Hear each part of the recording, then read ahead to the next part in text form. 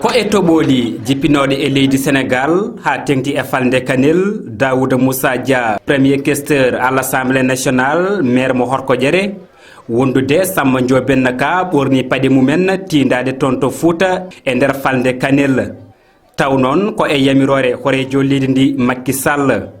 ko jillu ngangu e tuma muɗum, jillu nebbiso muññude e wallude loriɓe ɗiɗon toɓoli. Daouda Moussa Dia e Samba Ndiobenna Ka gardani juuɗe ɓole sabu noon ɗiɗo camion ngaji ɗi jiiton jolni ko nguura wondude enveloppe mo 60 millions e fawama e juuɗe loriɓe ɗiɗon toɓoli. Caggal jettor kupto dindo faade oɗon sete mawɗo gummoriɗo ɗo e nder laamorgo ngo Dakar, ɓesguuli ɗi kolliti hen weltare mumen, weltare nde ala ɗo haaɗi. Daouda Moussa Dia e Samba Ndiobenna Ka e sete mumen jillima ndendori wendu bosoyaɓe radio Polel Diawɓe nokku tawateɗo e nder commune mo Horkodiéré. E on fanu noon Daouda Dia suuti hen konguɗi caggal muññude ɓesguuli basɗi koɗorɗe mumen e duwanadeɓe. O yetti o jarni kadi laamu Sénégal wondude sete mo ardi o. No mbiɗen ni ko enveloppe qimaɗo e 60 millions e kalis CFA fawa e juuɗe ɓeɗon loriɓe. Samba Ndiobenna Ka ina arta e peccugol ɗeɗon kopreje kono kadi e ngal ɗon ballal payodingal to sengo nguura. Samba Ndiobenna Ka yetti Allah e ɗiɗo e hoddiroji. O mani kadi darde laamu ngu no feewi. Hande noon addi amen ɗo mission solidarité nationale ko Allah ñaawi minen président Macky Sall resmi kala ko woni solidarité nationale leydi ko wi amen ko noon woni kala ɗo maccuɗo Allah tampi e nder ndiɗo leydi komin mbawi komin mbawa yomin gueta ɗum gam min mbawa wallude on ɗo ɗeɗo balɗe on ji min fuɗɗori ko to to wiyete Ndioum tawno accident musɗo no waɗi toon ko tolnoto 103 yimɓe maayi hen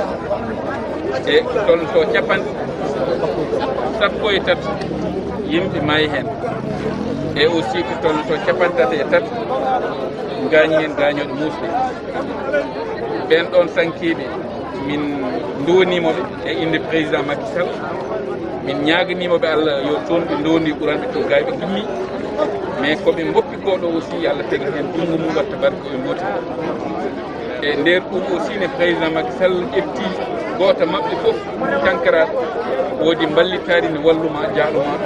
e inde président Macky Sall e inde leydi Sénégal foof. So ɗum yawti aussi min gimmino Ndioum min gari ɗoɗo wiyete Taïba, ɗon aussi ko toɓoli kamɓe gaddi ɗon caɗele, toɓoli liɓi ɗon kuɓeje gañi ɗon yimɓe, woodi hay sankiɓe hen ɗiɗo. Nder ɗum ɗon aussi min jaahi min jahaliɓe e inde président Macky Sall, min ñaganimoɓe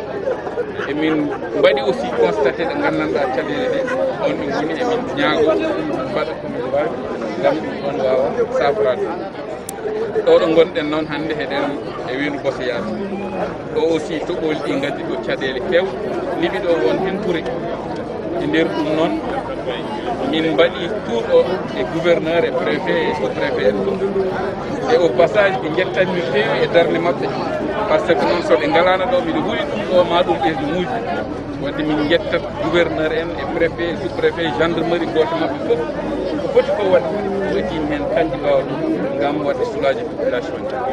e ɗo ɗo min gari noon min mbimon min tawi ɗo galleji ne pusi, tawi ɗo boutique aji ciment, boutique aji ne leppi ko wayi noon. Ɗum ɗon fof autorité ji maɓe mbaɗ recensé. Nder ɗum noon min gaddi ballitare aussi ko fate denrée alimentaire, maaro en, nebbam en, sukara en, gam wallidde ɓen ɗo ɓe gandanɗa koɓe yaltude galleji maɓɓe woni e tampere musa. E nder ɗum également président Macky Sall ƴetti ko tolnoto 60 millions o wi yomi teg e jungo gouverneur ƴeewa service technique uji ɗi no poti wat goto foof e ko jeeyi ko en wawa hen heɓde. Min mbiyani ma ɗum naf yimɓe foof, kono noon mi meeɗani ɓuuri mi harani e miɗen ñaagui noon e ɗum ɗo goten foof meeɗa hen ko men gam waɗa soulager en attendant d'autres événements ko hedditto ko en ƴetti Allah en jaara. Caggal ɗum noon ɓe jettima toon to radio Polel Diawɓe ɗo noon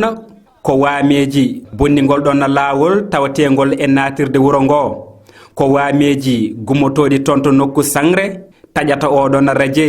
Dawuda Moussa Dia e Samba Dioben ka nebbisima gonka oɗon radio ngam wadde hen rapportaji sabu noon yidde ɓesgu ngu ko yo fewnite